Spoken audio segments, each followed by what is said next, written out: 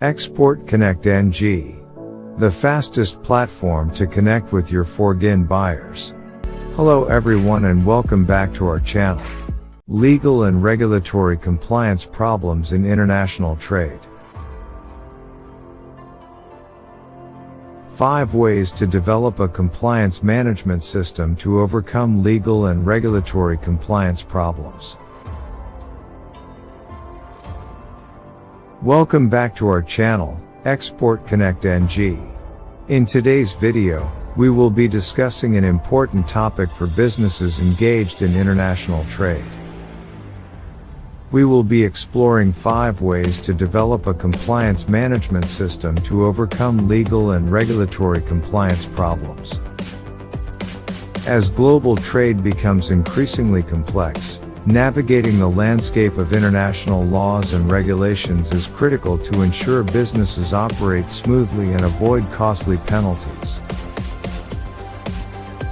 So, let's dive into it.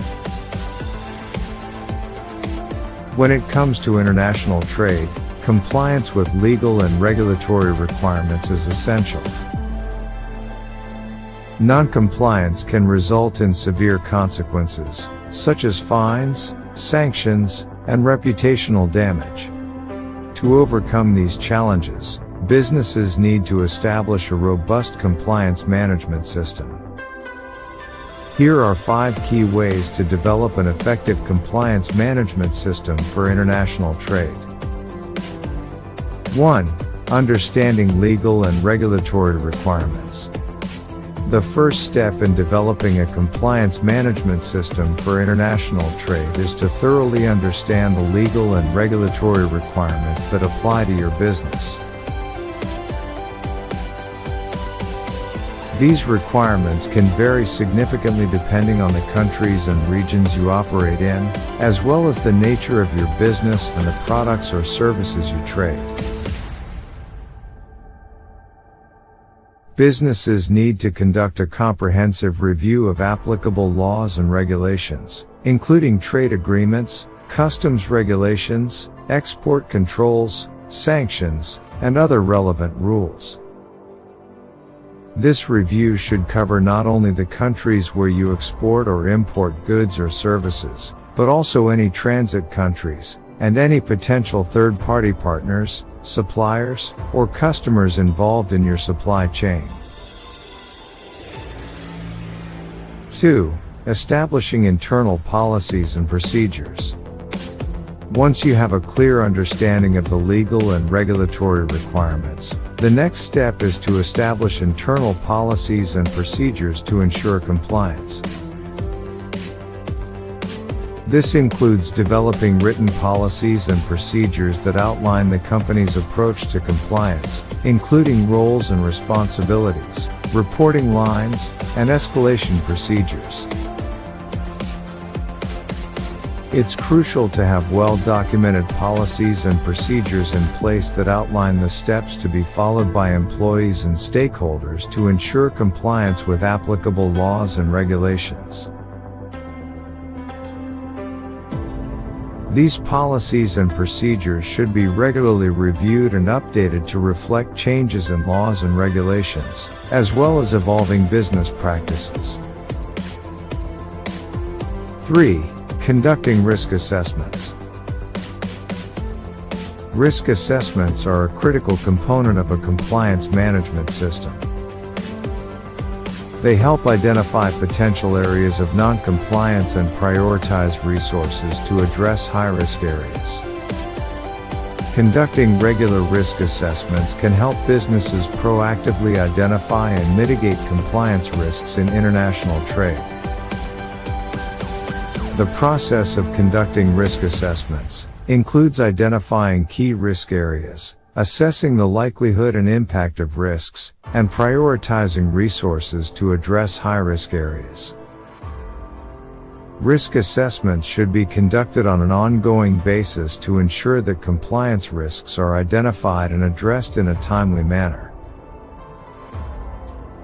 This includes assessing risks associated with trade partners, such as suppliers, customers, and third-party intermediaries, as well as risks related to the company's internal processes, systems, and controls. 4. Training and education. Another crucial aspect of developing a compliance management system for international trade is providing comprehensive training and education to employees and stakeholders. Well-trained and knowledgeable employees are essential to ensuring compliance with legal and regulatory requirements. It is important to provide regular and relevant training to employees at all levels of the organization, including executives, managers, and frontline staff, as well as third-party partners, suppliers, and customers. Training and education should cover various aspects of international trade compliance, including understanding the relevant laws and regulations, recognizing potential compliance risks, implementing internal policies and procedures, conducting due diligence on trade partners, and reporting compliance concerns. It's essential to provide ongoing training and education to keep employees informed about changes in laws and regulations and reinforce the importance of compliance in all trade-related activities. 5. Monitoring, auditing, and reporting. Lastly, a compliance management system for international trade should include robust monitoring, auditing, and reporting mechanisms. These mechanisms help ensure that the established policies and procedures are effectively implemented, and any potential compliance issues are promptly identified and addressed.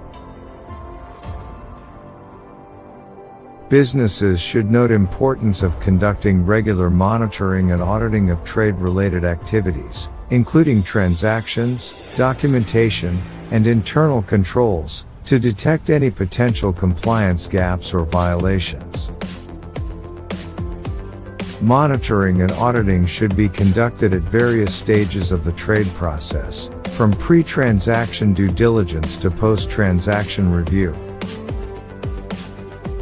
This includes reviewing trade documentation, verifying compliance with customs regulations, conducting internal audits, and implementing regular compliance assessments.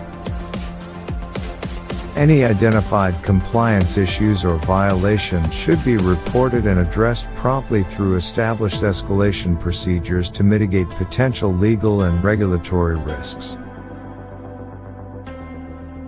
In conclusion, developing a compliance management system for international trade is crucial to overcome legal and regulatory compliance problems. By understanding the legal and regulatory requirements, establishing internal policies and procedures, conducting risk assessments, providing training and education, and implementing monitoring, auditing, and reporting mechanisms, businesses can proactively mitigate compliance risks and ensure smooth international trade operations. That's it for today's episode of Trade Talks. I hope you found these 5 ways to develop a compliance management system for international trade helpful. If you have any questions or comments, please feel free to leave them in the comments section below. That's all for today's video. We hope you found it helpful. Don't forget to like, share, and subscribe to our channel for more informative videos on international trade business.